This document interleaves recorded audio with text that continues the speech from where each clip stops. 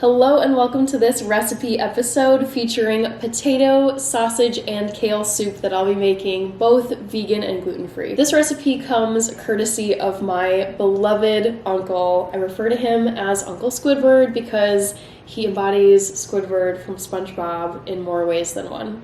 I have his cookbook. Actually, his name is Michael. I call him Uncle Michael / Uncle Squidward. This recipe book was a present that I got for Christmas 2023, so not too long ago. Since you can't access this recipe online, I'll just show you quickly what the recipe text says. There's a dozen ingredients in this recipe, and I'll be doing 4 substitutions in order to make it vegan and gluten-free. There's 2 tablespoons of olive oil, 1 yellow onion, I've already prepped this, 1 to 1.5 pounds of spicy Italian sausage, so this is gonna be one of the substitutions. I love the Beyond Meat brand, so this is what I'm gonna be using to sub out the chicken sausages. I think that's what is listed in the original recipe. There's 2 to 3 pounds of potatoes. I went with yellow potatoes. This is what they look like. Next on the list, we've got this mountain of kale in front of me. It's so good for you. I think pretty much everyone knows that at this point. There is water going into this soup, obviously. So I've got my Brita pitcher here ready to go. I just decided to fill it up. I'll be using a vegan soup base for this. My go-to brand is called Better Than Bouillon. And the way that I know it's vegan is because it has this little V on the back of it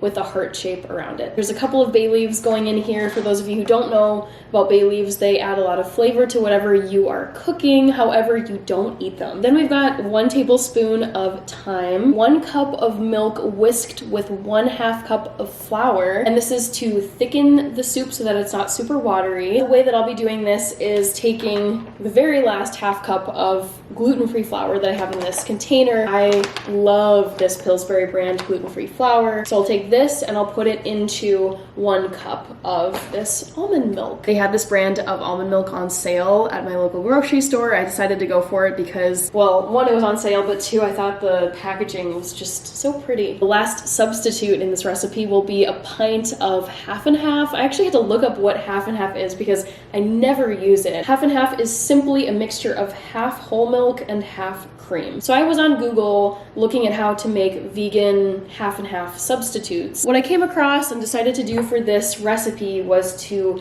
do half whole fat coconut milk and half almond milk. Last but not least, we've got a little bit of ground pepper. To give you a sense of how everything comes together once the onion's chopped, the kale is chopped, and the potatoes are chopped, and the sausage is ground down, the first thing I'll do is take the chopped onion and saute it in olive oil over in the soup pot. The onion will cook for probably 5 minutes or so. The recipe says to cook it until it's tender. Then I'll throw in the 1.5 pounds of spicy Italian Beyond sausage into the soup pot and cook that with the onion until the sausage is nice and browned. After that, I'll be throwing in the chopped potatoes along with the soup base, the bay leaves, the thyme, and then I put in as much water as needed to cover all of the stuff that's in the soup pot. I'm gonna use this measuring cup to determine how many cups of water I put into the pot in order to cover everything, and then I'll use that number of cups of water to then determine how much of this soup base goes into the pot. At that point, we've got our basic concoction of soup things, and I'm gonna let them simmer. It says simmer until the potatoes are tender. The way that I like to test if a potato is tender is to take just a fork, see if I can gently press my fork all the way through the potato, and if it's going through like butter, for me that's like the perfect tenderness for a cooked potato. For the last few little recipe steps, I'll take the milk and flour mixture that I've whisked together on the side, pour that into the soup pot, and then I didn't realize this, but the kale goes in pretty much at the end of the recipe. The recipe instruction simply says add kale and cook through. The way that I can tell that kale is cooked through is it gets this very almost neon, vibrant looking green color. The very last step will be to throw in the vegan half and half, so my coconut whole milk and this almond milk half and half substitute, along with however much of this ground pepper I'd like to add in. Cool, okay, that is everything. I am going to prep my veggies, get the sausage all chopped up and ready to go. Once those 4 ingredients are prepped and ready to go, I will take you over to the stovetop and walk you through everything as it gets thrown into the soup pot.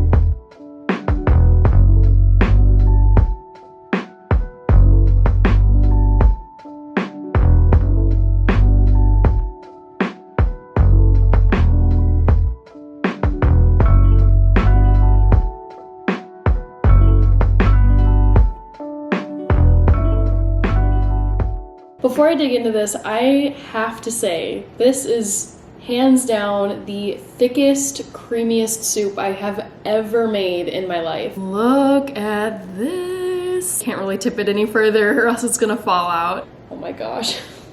Try not to make a mess. I've said this before, I think you could fool someone with this recipe if they didn't know it was vegan or gluten-free. They probably would think that the Beyond sausage is just plain sausage. You can see the potatoes. You can kind of see the Beyond sausage crumbled throughout. It's so rich. Love the potatoes.